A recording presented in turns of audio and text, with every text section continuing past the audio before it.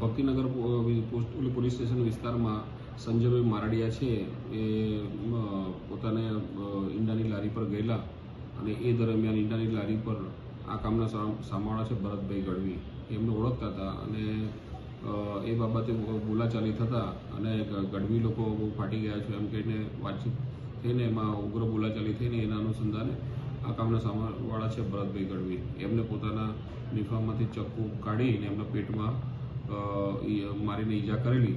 ત્યારબાદ તેમનું હોસ્પિટલ લઈ જતા મરણ થયેલ છે.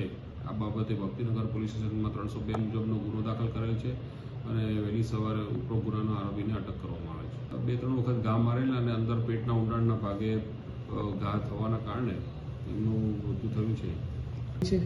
ઉપરોક્ત ગુનાનો આરોપી છે ભરત ગઢવી એ અગાઉ પણ ઘણા ગુનાઓમાં સંડોવાયેલો છે એ બાબત ધ્યાનમાં આવેલી છે.